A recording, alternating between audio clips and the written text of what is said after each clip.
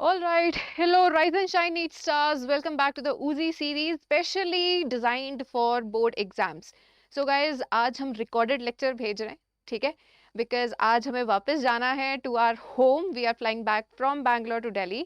तो आज हम भेज रहे हैं, like मैं भेज रही हूँ अपना recorded lecture, ठीक है? So welcome back. जो भी आपको इस lecture के दौरान doubts आएंगे, I'll be taking that in the next lecture that will be on Monday. Done? तो आराम से सुनना, ध्यान से सुनना, बिकॉज बहुत इंपॉर्टेंट बातें होने वाली हैं। चलो तो स्टार्ट करते हैं आज का लेक्चर। तो guys we have already started with biotechnology, ठीक है। मैंने आपको ओवरऑल एक रिव्यू दे दिया था कि what is going to happen, क्या होने वाला है इस चैप्टर में, कि हम माइक्रोब्स, क्लासिकल बायोटेक्नोलॉजी देख ली थी। मॉडर्न बायोटेक्नोलॉजी में हम क्या करते हैं, हम जेनेटिक इंजीनियरिंग करते हैं। हम एक बैक्टीरिया से वो काम करवा सकते हैं जो वो जनरली नहीं करता है, जैसे कि हमने बैक्टीरिया से इंसुलिन बनवा लिया, ठीक है। ऐसे कई काम कर सकते हैं। तो क्या करते हैं हम, बैक्टीरिया के अंदर एक फॉरेन जीन इंसर्ट करते हैं जो कि इंसुलिन बना सकता है। तो क्या कर रहे हैं हम कर रहे हैं हम कर रहे हैं जेनेटिक इंजीनियरिंग, ठीक है। हम जीन्स को चेंज कर रहे हैं, उसमें एक फॉरेन जीन ऐड किया जा सकता है या फिर पुराना जीन रिमूव किया जा सकता है। डन। और हमने ये भी देखा कि उसके लिए हमें क्या क्या टूल्स चाहिए। So guys we'll continue with the tools today. We have already started the discussion of restriction enzymes, ठीक है। तो हमने पढ़ लिया था रिस्ट्रिक्शन एंजाइम्स जो हैं वो न्यूक्लियेजेस की एक क्लास होती है, क्योंकि न्यूक्लिक एसिड यानी कि डीएनए पे एक्ट करेगा। अब डिपेंडिंग अपॉन कि वो कौन सी पोजीशन पे एक्ट करता है, अगर एंड पे एक्ट करता है तो एक्सो है, और अगर बीच में से कट करता है तो इट इज एंडो, ठीक है ना। ये दो क्लासेस हमने कर ली थी और ये सब हमने कर लिया। ये भी देख लिया था कि एंडो न्यूक्लियसिस की कौन सी क्लास हम यूज करते हैं, दैट इज क्लास 2। डन। अगर पिछला लेक्चर अटेंड नहीं किया then you must must must attend it. Done. चलो आगे देखते हैं। ये भी हमने देखा कि रिस्ट्रिक्शन एंजाइम्स को, गाइस रिस्ट्रिक्शन एंजाइम्स क्यों कहते हैं, क्योंकि वो एक स्पेसिफिक लोकेशन पे एक्ट करेंगे, और उस स्पेसिफिक लोकेशन का नाम हमने क्या रखा है, we call it restriction site, right. Recognition site या फिर cloning site. Done. Recognition, restriction या क्लोनिंग साइट बोलते हैं। और क्या फीचर होता है इस क्लोनिंग साइट का या रिकॉग्निशन या रिस्ट्रिक्शन साइट का, कि वो पैलिंड्रोमिक इन नेचर रहती है। पैलिंड्रोम का मतलब आगे से पढ़ लो या पीछे से पढ़ लो, उसका नाम सेम रहेगा। So see this definition is super important, that it reads the same on the two strands, read same on the two strands when orientation of the reading is kept the same. ये point important है, दोनों तरह से उसकी orientation same होनी चाहिए। और हमने डिसाइड कर लिया कि हमने कौन सी डायरेक्शन लेनी है, 5 से 3 डैश डायरेक्शन, ठीक है। फॉर एग्जाम्पल देखो, 5 से 3 की तरफ जा रहे हैं तो गट्टक बन रहा है, इधर से भी 5 से 3 की तरफ जा रहे हैं तो गट्टक बन रहा है। क्लियर। और अब यहाँ पे एक स्पेसिफिक एंजाइम है जो एक्ट कर सकता है, दैट इज ई कोराई 1। अब हर एक पैलिंड्रोमिक साइट के लिए एक स्पेसिफिक रिस्ट्रिक्शन एंजाइम रहता है।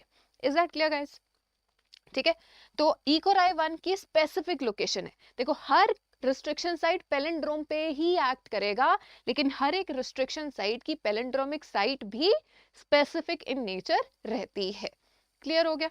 चलो फिर पिछली बार आपको मैम ने ये बता दिया था, किरण मैम ने, कि कैसे ये कट करेगा। सी, तो ये पूरे डीएनए स्ट्रैंड में से पैलिंड्रोम ढूंढता है, ठीक है। और ई कोराई किसको पहचानता है, ई कोराई किसको ढूंढेगा, गट्टक को। जैसे ही उसको गट्टक मिला उसने वहां पे कट कर देना है, ठीक है। तो देखो यहाँ पे भी ये रेस्ट्रिक्शन एंजाइम्स को हम क्या कहते हैं, restriction enzymes are also known as molecular scissors. तो देखो सिंबल भी बनाया हुआ है कैंची का, मॉलिक्यूलर सीजर्स, क्योंकि ये डीएनए नाम के मॉलिक्यूल को कट कर रहा है। इतना क्लियर हुआ? देखो अब ये जो ई कोराई 1 है गाइस, ये ई कोराई 1 कट कर रहा है between the first and the second nucleotide. This is 1 2 3, palindrome के अंदर फर्स्ट और सेकंड के बीच में कट करता है, राइट। इसी तरह से ई कोराई 1 दूसरे स्ट्रैंड पे भी जी और ए के बीच में, यानी फर्स्ट और सेकंड के बीच में ही कट करेगा। Is that clear? सो दोनों साइड्स पे the same enzyme is going to act. जैसे ही उसने कट कर दिया, ये देखो, ये जैसे ही उसने कट किया तो ये दो स्ट्रैंड्स अलग अलग हो गए। डन। अब क्योंकि इनके सामने हाइड्रोजन बॉन्ड्स बन सकते हैं, कोई दूसरे न्यूक्लियोटाइड्स आके अटैच हो सकते हैं, यहाँ पे भी, तो ऐसे एंड्स को हमने क्या कहा था? स्टिकी एंड्स, है ना? इन एंड्स को क्या कहा था? Sticky ends. So I hope you remember कि मैम ने आपको बताया था ये स्टिकी एंड्स जो हैं ये स्टिक कर सकते हैं, दे आर फ्रेंडली, ये दूसरे के साथ अटैच हो सकते हैं। लेकिन कई बार ऐसा होता है कि ये देखो, ये तो स्टिकी एंड्स बन गए। कई बार ऐसा होता है कि जो एंजाइम है, रिस्ट्रिक्शन एंजाइम, वो फर्स्ट और सेकंड एंजाइम के बीच में कट करने के बजाय कट करता है right in the middle, right in the middle. देखो, जो पैलिंड्रोमिक साइट है वो 4 to 6 बेस पेयर्स की बनी होती है। जैसे यहाँ पे 6 बेस पेयर्स हैं, राइट? यहाँ पे भी 6 बेस पेयर्स हैं, कई बार 4 के भी होते हैं। We will see the examples today. तो जनरली वो फर्स्ट और सेकंड न्यूक्लियोटाइड के बीच में कट करता है, जनरली, ठीक है? तो जब भी वो फर्स्ट और सेकंड के बीच में कट करेगा तो क्या बनेंगे? Sticky ends. क्लियर? और क्योंकि यहाँ पे जगह खाली है तो यहाँ पे कोई दूसरे न्यूक्लियोटाइड्स आके अटैच हो सकते हैं, that is why we call it sticky ends. But कुछ केसेस में गाइस, ये देखो, ये काट रहा है, ये कट करेगा right in the middle, right in the middle.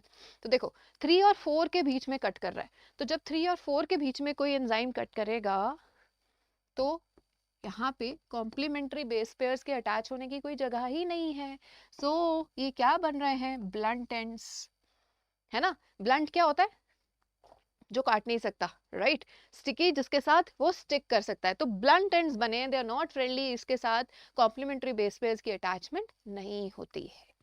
Clear हो गया इतना? तो ये हम ऑलरेडी पढ़ चुके हैं, ठीक है? तो इकोराई 1, अब यहाँ पे क्वेश्चन देखो, इकोराई 1 क्या कॉज करता है, क्या बनाता है? Sticky ends. ये SMA SMA1 जो है ये क्या बना रहा है? Blunt ends. Now this is not in your syllabus SMA1, but ये सिर्फ आपको बताने के लिए है कि स्टिकी एंड्स और ब्लंट एंड्स में क्या फर्क रहता है। नंबर 1, ये फर्स्ट और सेकंड न्यूक्लियोटाइड के बीच में कट कर रहा है, तब बनते हैं स्टिकी एंड्स, ठीक है? और ये कब बनता है? जब it is cut right in the centre of the palindrome. Done? Okay, so guys this was already done in the previous class. अब हम आगे चलते हैं। ये रिस्ट्रिक्शन एंजाइम्स के बारे हमने पढ़ लिया था कि जो सबसे पहला restriction enzyme yes which was discovered was HIND2। ये बहुत इंपॉर्टेंट नाम है, ठीक है? ये याद रखना है कि कौन सा सबसे पहले डिस्कवर हुआ था? HIND2। क्लियर? अब 1963 के अंदर ये भी पढ़ लिया तुमने, किस तरह से बैक्टीरियोफेज से एक बैक्टीरिया अपने आप को प्रोटेक्ट करता है। 2 एंजाइम्स होते हैं, ठीक है? 2 enzymes responsible for the restriction of growth in the of bacteriophage in E coli were isolated. इनमें से एक क्या करता था? वो मिथाइल ग्रुप से अटैच करता है और दूसरा DNA को कट करता है। ये 2 तरीकों से एक बैक्टीरिया खुद को प्रोटेक्ट करता है from the virus, from the bacteriophage. Clear? और जो कट करता है उसको हमने क्या बोला है? Endonuclease. Restriction enzyme, restriction endonuclease. First कौन सा है? HIND2, ठीक है? और ये भी हमने पढ़ लिया कि HIND2 जो है it will always cut DNA at a particular point by recognising a specific location. So it is all clear, right? अब HIND2 के अलावा आज की डेट में हमें 900 सच एंजाइम्स का पता है जो सिर्फ 230 स्ट्रेन्स ऑफ बैक्टीरिया में से रिमूव किए गए हैं या रिकॉग्नाइज किए गए हैं। सो ये चीज़ें हम कर चुके हैं। This was a quick revision of the previous lecture. ये भी मैम ने आपको हर्बर्ट बोयर के बारे में बता दिया था कि इसका क्या कंट्रीब्यूशन है। तो गाइस, साइंटिस्ट हमने सिर्फ वही करने हैं जो आपके NCERT में यूनिट के स्टार्ट में दिए हुए हैं। डन? चलो, सो आज अब हम स्टार्ट करने वाले हैं the new topic that is of nomenclature. कि ये जब हमने नामकरण किया कि गट्टक के ऊपर कौन सा रिस्ट्रिक्शन एंजाइम कट कर रहा है, that is E Core i 1, that is E Core i 1। तो ये ई कोराई 1 नाम आया कैसे? ये नाम आया कैसे? So let's see to that. देखो, एग्जांपल ले रही हूं ई कोराई 1 की ही। नाउ सी गाइस, जब हम नामकरण करते हैं तो उसमें सबसे पहला जो अल्फाबेट होगा, दिस डिनोट्स द स्पीशीज। हमने अभी कहा कि ये जो रिस्ट्रिक्शन एंजाइम्स हैं ये हम बैक्टीरिया से ही एक्सट्रैक्ट करते हैं, ठीक है? और बैक्टीरिया के अंदर क्यों है? ताकि वो अपने आप को एक वायरस से प्रोटेक्ट कर सके। जैसे वायरस अपना DNA इंसर्ट करता है तो वो उसको कट कर देता है। डन? तो अब ये सारे एंजाइम्स हमने कहाँ से निकाले हैं? बैक्टीरिया में से ही निकाले हैं। ठीक है, तो किस बैक्टीरिया में से निकाला गया, उसका जीनस फर्स्ट लेटर होगा, अगले दो लेटर्स जो है वो उसका स्पीशीज डिनोट करते हैं. The fourth alphabet tells us about the strain of that bacteria, and this last, this is not I, this is Roman numeral which shows 1. So this is the order of discovery. Order of discovery in Roman numerals. In Roman numerals. Is that clear? ठीक है, तो ये है. अब देखो इसका नामकरण E coli क्यों बना, इसका नामकरण ई कोलाई इसलिए बना क्योंकि जीनस कौन सा है, इस्चरीचिया. स्पीशीज कौन सी है, कोलाई. तो कोलाई से हमने क्या ले लिया, कोलाई से हमने ले लिया सीओ. ठीक है, तो अब ई ले लिया इस्चरीचिया से, कोलाई से ले लिया सीओ. आर का मतलब है कि R is the rough strain, R is the rough strain. ठीक है, तुम जेनेटिक्स में पढ़ते हो ग्रिफिथ एक्सपेरिमेंट, है ना, उसमें तुमने रफ स्ट्रेन और स्मूथ स्ट्रेन किया होगा. ठीक है, तो जेनेटिक्स अटेंड जरूर करना guys. Genetics and biotechnology go hand in hand. ठीक है, दोनों चीजें क्लियरली समझ आनी जरूरी हैं, तभी तुम्हें बायोटेक्नोलॉजी ढंग से समझ में आएगी. Now see, so attend all the lectures of genetics. Clear. चलो, तो देखो ये रफ स्ट्रेन हो गया, फाइन. एंड ये है ऑर्डर ऑफ डिस्कवरी. अब देखो जो इस्चरीचिया कोलाई है उसमें से हमने कई रिस्ट्रिक्शन एंजाइम्स एक्सट्रैक्ट किए, कई हमने आइसोलेट किए. अब कौन सा सबसे पहले आइसोलेट हुआ है, दैट इज दिस वन. ठीक है, फिर हमने दूसरे नंबर पे जो आइसोलेट किया होगा उसका नाम ई कोराइट, आई मीन ई कोर 2 डाल दिया होगा, फिर 3 डाल दिया होगा, फिर 4 डाल दिया, ऐसे हमें कई मिले हैं. तो सिर्फ 230 स्ट्रेन्स, पिछली लाइन हमने यही पढ़ी है ना कि 230 स्ट्रेन्स में से, सी 230 स्ट्रेन्स ऑफ बैक्टीरिया से हमने एक्सट्रैक्ट किए हैं कितने, 900. राइट, तो इस तरह से आपको ये याद रखना है कि ये क्या बता रहा है, उसकी order of discovery. Clear guys. अब तुम में से कईयों के दिमाग में यह बात आनी चाहिए कि अगर ये 1 ऑर्डर ऑफ डिस्कवरी बताता है तो फिर हाइंड 2 जो है वो फर्स्ट कैसे हो सकता है, it should be hind 1, right, it shouldn't be hind 2. तो that is because number 1 hind 2 जो है तब तक पहली, सॉरी, हाइंड 1 जो है कहाँ गए हम, इसको रब करते हैं. Yes, so Hind 2 is the first restriction enzyme to be discovered. तो पहली चीज कि तब rules of nomenclature were not strictly followed, and secondly जो फर्स्ट है वो उतना काम ही नहीं किया, and we only use the Hind 2 restriction enzyme. Clear है. सो यहाँ पे थोड़ा सा झोल है, लेकिन याद रखना है कि Hind 2 is the first restriction enzyme to be isolated. अब इसका नाम हाइंड क्यों पड़ा, चलो आ जाओ अब देखते हैं. बहुत सारे, ये सारी टेबल आपको बिल्कुल भी याद नहीं करनी है, this is just to tell you कि इनके नामकरण कैसे बनते हैं और ये किस किस तरह की पैलिंड्रोमिक साइट्स पे एक्ट करता है, कौन स्टिकी बना रहा है और क्यों कोई ब्लंट एंड्स बनाएगा. So let's have a quick look. तो देखो आपको याद जो करने हैं वो ये हैं जो आपकी एनसीईआरटी में नाम यूज किए गए. कौन से यूज हुए, ई कोराई 1, ठीक है, ऐसे ही हाइंड 1 यूज हुआ है, ये हाइंड 3 दिया हुआ है, ये ले लेंगे. बैम एच 1 यूज होगा, साल 1 यूज होगा. ठीक है, ये आपको 3-4 याद करने होंगे. ठीक है, मेनली जो याद होना चाहिए दैट इज ई कोराई 1. देखो ई कोराई 1, ठीक है, ये देखो गट्टक पे एक्ट कर रहा है और ये क्या बना रहा है, स्टिकी एंड्स. हाइंड 1 हो, 2 हो, 3 हो, ये हीमोफिलस इन्फ्लुएंजा से आ रहा है, आरडी. ठीक है, अगेन ये फर्स्ट और सेकंड न्यूक्लियोटाइड के बीच में एक्ट कर रहा है तो स्टिकी एंड्स बनाएगा. बैम H1 नाम क्यों आया, क्योंकि बैसिलस एमाइलोक्विफेसियंस से निकला है, आपको याद बिल्कुल नहीं करना. और ये भी अगेन फर्स्ट और सेकंड न्यूक्लियोटाइड के बीच में एक्ट कर रहा है तो स्टिकी एंड्स बनेंगे. ये स्ट्रेप्टोमाइसिस एल्बस से, you don't have to learn this, you just have to learn the first one. अच्छा, ये गट्टक याद रखना, ये GAATTC है. Is that clear. Double G आएगा तो कुछ और बन जाएगा, अगर A सिंगल होगा, T डबल होगा, C डबल होगा तो भी कुछ और बनेगा. ठीक है, पैलिंड्रोम्स कई तरह के बन सकते हैं, लेकिन हर रिस्ट्रिक्शन एंजाइम अपनी एक स्पेसिफिक पैलिंड्रोम पे एक्ट करता है. So I hope this is clear to all. ठीक है, चलो. सो गाइज अब एक बार एनसीईआरटी रीड कर लेते हैं. देखो, restriction enzyme cuts the strand of DNA a little away, little away from the centre, बिल्कुल सेंटर में एक्ट करे ये जरूरी नहीं है, it cuts away from the centre. Away from the centre मतलब between first and second nucleotide. यहाँ पे बना ले, जैसे हमने कहा GAATTC, तो इसने सेंटर से काम एक्ट नहीं किया, इकोराई 1 ने। इकोराई 1 यहाँ पे एक्ट नहीं कर रहा, कहाँ पे एक्ट कर रहा है, little away from the centre, away from the centre यहाँ पे एक्ट करता है, isn't it? So it acts little away from the center. Done.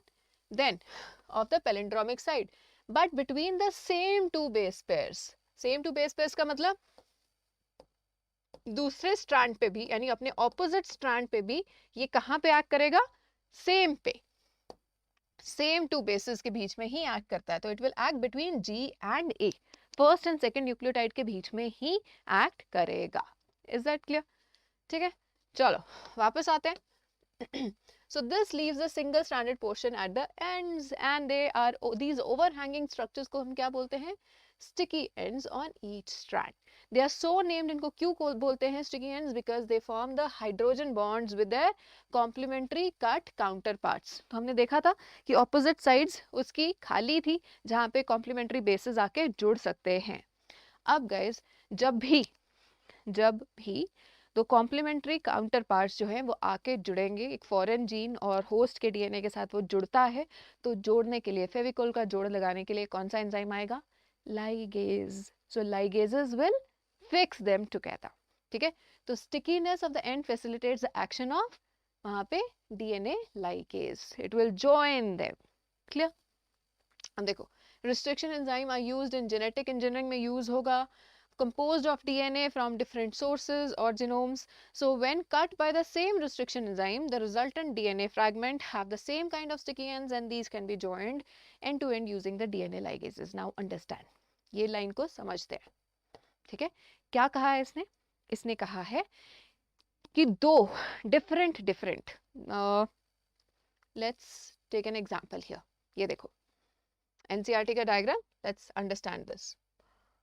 ये वेक्टर का डीएनए है, ठीक है, और ये फॉरेन डीएनए है। फॉरेन डीएनए हमने कहाँ से लिया था, हमने लिया था सोर्स से, है ना, सोर्स से, याद है, ह्यूमन का सेल लिया, राइट, उसमें से हमने अपना डिजायर्ड जीन निकाला, तो वो हमारे लिए क्या है, फॉरेन डीएनए सोर्स। तो ये क्या दे रहा है, this is the desired DNA या डिजायर्ड जीन, ठीक है, जो कि हम चाहते हैं होस्ट के अंदर, कॉम्पिटेंट होस्ट के अंदर एंटर कराया जाए। और कॉम्पिटेंट होस्ट के अंदर एंटर कराने के लिए बहुत सारे मैकेनिज्म्स हैं, यानी ट्रांसफॉर्म करने के। रिमेंबर, होस्ट के अंदर जब फॉरेन डीएनए डाल दोगे तो वो क्या हो जाएगा, ट्रांसफॉर्म हो जाएगा। अब ट्रांसफॉर्म करने के बहुत सारे तरीके हमने उस दिन देखे थे, आज हम डिटेल में भी देखेंगे। जीन गन होती है, माइक्रो इंजेक्शन होता है, clear, then we have electroporation method, ये सब जो नाम लग रहे हैं सब के बारे में धीरे धीरे डिस्कस करेंगे। And we also have plasmid वाला मेथड, रिमेंबर, वेक्टर के थ्रू। प्लाज्मिड क्या था, वेक्टर था। वेक्टर कौन होता है, कैरियर, जो कैरी करके लेके जाएगा फॉरेन डीएनए को into the host cell. I hope पिछले लेक्चर सारे क्लियर हैं, सो गाइस वो क्लियर होना चाहिए, ठीक है। नाउ सी, तो वेक्टर का डीएनए, यानी मान लो फॉर एग्जांपल प्लाज्मिड का डीएनए, ठीक है, तो हमने क्या किया, हम प्लाज्मिड को पहले कट करते हैं, है ना, सोर्स में से तो हमने डीएनए को कट करके उसको अपना डिजायर्ड जीन निकाल लिया, उसकी मल्टीपल कॉपीज बना ली पीसीआर से, ठीक है। अब ये वो वाला है, उसमें से एक हमने छोटा सा लिया, ये वाला, सॉरी, ठीक है, this is the desired DNA. अब प्लाज्मिड, ये प्लाज्मिड था, सर्कुलर डीएनए, है ना, डबल स्ट्रैंडेड डीएनए। तो अब पहले तुम प्लाज्मिड को भी तो कट करोगे, राइट। अब देखो, देखते हैं। सो गाइस, ये हमारा ह्यूमन सेल था, मान लो ये ह्यूमन का सेल था जिसको हमने यूज किया था एज सोर्स, राइट। इसके अंदर ये न्यूक्लियस में बहुत सारे जीन्स, रिमेम्बर, इतने सारे जीन्स को पहले हमने निकाला था एंजाइम्स यूज करके, ताकि बाकी सारी चीजें डिस्ट्रॉय हो जाए, प्रोटीएजेस, कार्बोहाइड्रेट्स, लाइपेजेस, ये सब कुछ यूज किया। हमारे पास पीछे क्या बचा था, सिर्फ डीएनए, ठीक है। फिर हमने क्या किया, फिर हमने उस डीएनए में से अपना डिजायर्ड जीन निकाला। पहले हमने सारा डीएनए अपने पास ले लिया, है ना, ये सारा डीएनए एक्सट्रैक्ट किया।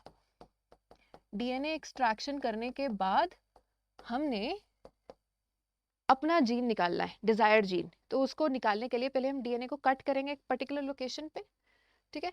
तो जब मान लो इसमें से हमारा डिजायर्ड जीन निकलना है, this is double stranded DNA, ठीक है, डबल स्ट्रैंडेड डीएनए जिसमें से डिजायर्ड जीन निकलना है। नाउ अंडरस्टैंड दिस थिंग, हम इसको कट करेंगे। मान लो कि हमने इकोराय 1 यूज किया, इस साइड पे भी एक्ट करेगा और दूसरी जगह भी सेम न्यूक्लियोटाइड बेस पे इसके बीच में एक्ट करेगा, ठीक है। ये हमने निकाल लिया। अब जो पिछली लाइन थी गाइस, आ जाओ। So when cut by the same restriction enzyme, now what is NCERT saying? NCERT is saying कि होस्ट के डीएनए में, ये किसका है, ये होस्ट के अंदर से लिया है, right, this is from host. E coli को यूज कर लिया मान लो, ठीक है, ये उसका न्यूक्लियोइड, ये उसका प्लाज्मिड, तो हमने ये प्लाज्मिड निकाल लिया, ठीक है ना। तो अब एनसीईआरटी क्या कह रही है? एनसीईआरटी कह रही है कि जिस रिस्ट्रिक्शन एंजाइम से तुम ह्यूमन सेल्स यानी अपने सोर्स के डीएनए को कट करोगे, उसी रिस्ट्रिक्शन एंजाइम के साथ तुम्हें अपने वेक्टर का डीएनए भी कट करना होगा। तो गाइज यहाँ पे चलो ये वेक्टर है, ठीक है, इस वेक्टर के अंदर भी सेम, मान लो सेम रिस्ट्रिक्शन साइट ढूंढनी होगी और सेम से ही कट करना होगा। That is very very important, ठीक है। क्योंकि सेम से कट करने का मतलब क्या है कि यहाँ पे भी सेम पैलिंड्रोमिक साइट है, यहाँ से भी सेम पैलिंड्रोमिक साइट है। जब दोनों पैलिंड्रोमिक साइट सेम होंगी तभी तो वो आपस में आके कॉम्प्लीमेंट्री होंगी और जुड़ेंगी। So it is very important कि आप देखो, हम किसी भी होस्ट के अंदर कोई भी डीएनए इंसर्ट नहीं कर सकते, ठीक है। सो ये सबसे पहला चैलेंज होता है कि आपको एक कॉम्प्लीमेंट होस्ट मिले जो कि एक फॉरेन डीएनए को रिसीव कर सके। और वो कौन हो सकता है? जिसके अंदर आपको सेम पैलिंड्रोमिक साइट्स मिलेंगी, और उन पैलिंड्रोमिक साइट्स को कट करने के लिए आपको सूटेबल वो भी मिलना चाहिए, रिस्ट्रिक्शन एंजाइम भी मिलना चाहिए। तो बहुत सारे चैलेंजेस होते हैं, वो सिमिलर, ऐसा कॉम्प्लीमेंट्री होस्ट मिलना, ऐसा डीएनए मिलना, ऐसी रिस्ट्रिक्शन एंजाइम मिलना, ताकि दोनों एक दूसरे को सेम लोकेशन पे कट कर सके। Is that clear? So this is what NCERT says. देखो चलो यहाँ पे बाद में आते हैं। yes, so NCERT says, see, when cut by the same restriction enzyme, the resultant DNA fragment have the same kind of sticky ends. तभी दोनों पे same sticky ends बनेंगे and they can be then joined together using DNA ligases. Now this point has been supported by this diagram. देखो ये vector का DNA है, ठीक है, तो हमने ये सर्कुलर प्लाज्मिड का डीएनए ओपन किया, उसमें भी घटक था, ठीक है। इधर से ह्यूमन सेल का जो डीएनए लिया उसमें भी हमने ये घटक ढूंढा, और दोनों को किसने कट किया है? Same same same restriction enzyme ने, दैट इज इकोराय 1, है ना।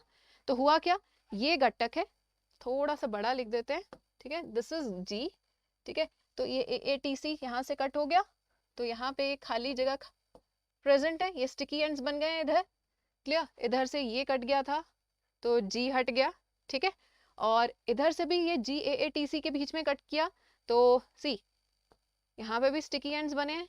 एंड क्योंकि दोनों में कॉम्प्लीमेंटारिटी थी तभी दोनों के स्टिकी एंड्स आपस में बाइंड कर पाए। तो ये इस तरह से, ये ए इसके ऑपोजिट, ये ए इसके ऑपोजिट, ये टी एंड ये टी, ये आपस में कॉम्प्लीमेंट्री होने की वजह से बॉन्ड्स बना लेते हैं, and finally they form this recombinant DNA. Is it clear? So this is how the recombinant DNA is formed. I know आज recorded lecture है, doubts मैं next lecture में भी ले लूँगी, ठीक है। बट इन केस तुम्हें ये समझ में ना आए तो प्लीज़ इसको रिवाइंड करके एक बार सुन लेना, ठीक है। सो ये फ़ायदा भी होता है रिकॉर्डेड लेक्चर का, तो please rewind and listen to it again, ठीक है। एंड आई एम श्योर कि ये तुम्हें समझ में आ जाएगा, और तब भी अगर डाउट रहेगा तो we'll take it in the next class. Done?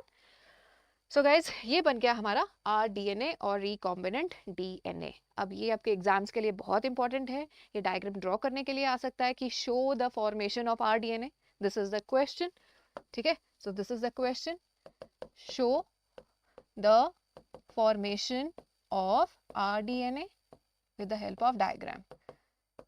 अगर वो with the help of diagram ना भी लिखे तो डायग्राम ड्रॉ करना है। गाइज आज मैंने स्पेशली आंसर राइटिंग के लिए एक लेक्चर लिया है, एक सेशन लिया है, प्लीज़ डू अटेंड दैट। बहुत छोटा सा लेक्चर है क्योंकि बहुत छोटी छोटी बातें होती हैं जो आपको 100 आउट ऑफ 100 मार्क्स दिला सकती है। और पहले तो दिमाग से ये अपनी गलतफहमी निकालो कि बायोलॉजी में 100 मार्क्स पॉसिबल नहीं है। मैथ्स की तरह इसमें भी मार्क्स मिलते हैं, बशर्ते कि हम अपना पहले तो परसेप्शन चेंज करें, ठीक है, और फिर जो ज़रूरतें हैं, जो प्री रिक्विजिट्स हैं टू गेट 100 आउट ऑफ 100 वो आप पूरे करो, ठीक है। तो मार्क्स अपने आप टीचर देता है। Is that clear? चलो, तो show the formation of rDNA, तो आप शो जब बोल दिया तो उसके लिए वो डायग्राम ना भी लिखे साथ में कि with the help of diagram, तो आपको डायग्राम ड्रॉ करना ही है। How else can you show that? You can not perform a practical, right?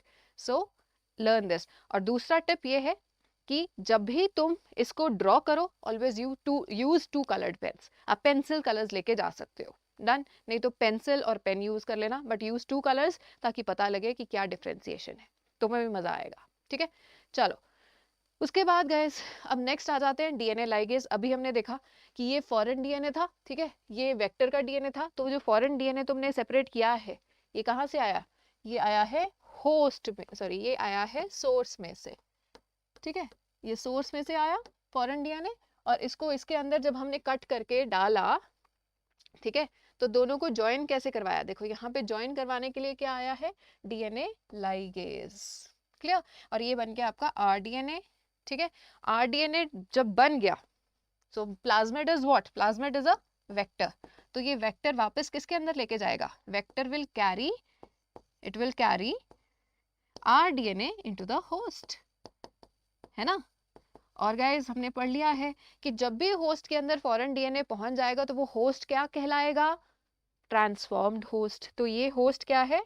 This host is the transformed host and the process is known as transformation, clear. और फिर हमने उस transformed host को best conditions देनी है। Best conditions कहाँ दोगे? Bioreactors के अंदर, ठीक है। और बायोरिएक्टर्स के अंदर जब उसको ऑप्टिमम कंडीशंस मिलेंगी, यानी बेस्ट सूटेबल कंडीशंस मिलेंगी, टेम्परेचर, पीएच, न्यूट्रिशन की, तो वो क्या करेगा? वो डिवाइड करेगा, बहुत ज़्यादा मल्टीप्लाई करेगा।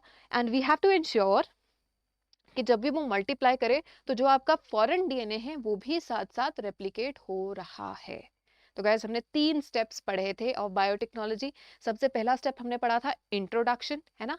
फिर हमने पढ़ा था कि इंट्रोडक्शन के बाद we have to maintain it in the transformed host, ताकि वो हर एक जनरेशन में कैरी फॉरवर्ड होता जाए। तो कौन सा एंजाइम यूज होता है to join the 2 DNA, to join the 2 DNA fragments?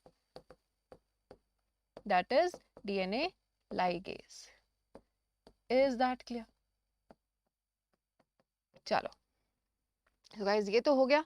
अब देखो ये इस तरह से ये दिख रहा है। So this green thing, this is the vector का. So I am the DNA ligase and it glues the DNA strands together. So this is circular DNA, green one, और वो foreign DNA आ रहा है और उसको कौन glue करेगा? आ गया हमारा DNA ligase enzyme. Is that clear? So I hope this is clear to you. और अब इस प्लाज्मिड को अब ओवरऑल ये क्या बन गया? ग्रीन और pink. This is R DNA, right, done. चलो, अब गाइस हम आते हैं कॉम्पिटेंट होस्ट पे। कॉम्पिटेंट होस्ट पे अब बहुत बच्चे पूछ रहे थे कि मैम ये कॉम्पिटेंट वर्ड का मतलब क्या है? कॉम्पिटेंट का मतलब जो इस लायक है। हम कई बार कह देते हैं ना, this person is very competent, is competent enough, यानी वो इस लायक है कि वो ग्रोथ शो करे, वो लायक है कि वो कुछ सीखे, कुछ नया हासिल कर सके। ऐसे ही ये जो होस्ट है वो कॉम्पिटेंट है, वो बदलने के लिए तैयार है। गाइज लाइफ में एक ही चीज बस कांस्टेंट होती है, and that is change, right, and that is transformation. तो you need to transform, you need to be competent enough. ऐसे ही हमारा होस्ट जो है वो कॉम्पिटेंट है। कैसे कॉम्पिटेंट है? कि वो एक फॉरेन डीएनए को अपने अंदर ले सकता है और ट्रांसफॉर्म हो सकता है, ठीक है। अब competent host which can accept the foreign DNA, ठीक है, which can accept the foreign DNA, clear, and get transformed. तो अभी मैंने तुम्हें बताया कि बहुत सारे चैलेंजेस होते हैं। Theoretically it is very easy कि भाई इधर से जीन निकाला, उसके अंदर डाला और कुछ नया बन गया। But in reality it is not that easy, बहुत सारे चैलेंजेस। नंबर वन, अभी जैसे हमने एक चीज देखी कि दोनों होस्ट और फॉरेन डीएनए, है ना, होस्ट का और सोर्स का डीएनए आपने सेम एंजाइम के साथ कट करना है, तो आपके पास ऐसा होस्ट मिलना जरूरी है जो कि सेम रिस्ट्रिक्शन एंजाइम से कट हो सके, ताकि सेम स्टिकी एंड्स जनरेट हो, ताकि आप उनको जोड़ सको, राइट? तो वो होस्ट जिनके अंदर ऐसे फीचर्स होंगे उसको हम बोलेंगे competent host, clear? Which can undergo transformation, which gets transformed and gets transformed, that is known as competent host. अब किस तरह से हम उनको ट्रांसफॉर्म करेंगे, ये बहुत सारी टेक्निक्स है, ठीक है? There are various techniques to transform it. तो ट्रांसफॉर्मेशन की टेक्निक्स देखो, ट्रांसफॉर्मेशन कई तरीके से की जा सकती है। Techniques of transformation, techniques of transformation, सिर्फ टेक्निक्स बता रही हूँ, धीरे धीरे करके हम इनके बारे पढ़ेंगे भी। नंबर वन, ट्रांसफॉर्मेशन की टेक्निक है हमारे पास हीट शॉक मेथड, ठीक है? Second is gene gun, gene gun, इसको बायोलिस्टिक्स भी बोलते हैं। And then we have micro injection, तो आप इंजेक्ट करोगे। माइक्रो इंजेक्शन हम जनरली एनिमल सेल के लिए यूज करते हैं और जीन गन जनरली हम प्लांट सेल के लिए यूज कर रहे होते हैं। And then guys we have vector method, यानी प्लाज्मिड के थ्रू वेक्टर मेथड, ठीक है? और ये वेक्टर्स भी अलग अलग के लिए अलग अलग यूज होते हैं। जनरली एनिमल्स के लिए हम रेट्रोवायरस यूज करते हैं, प्लांट्स के लिए एग्रोबैक्टीरियम का प्लाज्मिड यूज करेंगे, टीआई प्लाज्मिड यूज करेंगे, एग्रोबैक्टीरियम ट्यूमिफेसिएंस का। क्यों करते हैं, कैसे करते हैं, we'll be discussing all of that slowly and steadily, ठीक है? तो गाइज नेक्स्ट टॉपिक हमारा स्टार्ट होता है क्लोनिंग वेक्टर्स, ठीक है? बहुत बड़ा टॉपिक है, बहुत डिटेल में करेंगे, ठीक है? जो एनसीईआरटी है एक एक लाइन हम समझेंगे और उस लाइन को समझने के लिए थोड़ा टाइम चाहिए हमें, तो ये हम स्टार्ट करेंगे नेक्स्ट क्लास में। बट इतना बता देती हूँ कि क्लोनिंग वेक्टर्स कौन से हैं। वेक्टर क्या होता है? वेक्टर का मतलब होता है कैरियर, है ना? वेक्टर क्या होता है? Carrier, right? और क्लोनिंग वेक्टर जिसके अंदर where the foreign gene can be inserted, where foreign gene or DNA can be inserted and it will stay there. insert तो कर दिया वो, लेकिन वो वहां पे stay भी करना चाहिए, और वो जैसे जैसे सेल मल्टीप्लाई करता है तो उस फॉरेन डीएनए को भी रेप्लिकेट होना है, where foreign gene can be inserted and it gets replicated, ठीक है?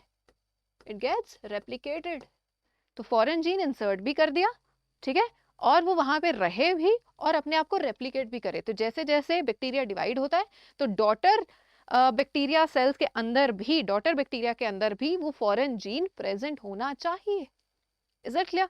अब देखो, क्लोनिंग वेक्टर्स हमने जो करने हैं वो सिर्फ हैं प्लाज्मिड्स, लेकिन प्लाज्मिड के अलावा और भी बहुत सारे होते हैं। थोड़ा सा आइडिया,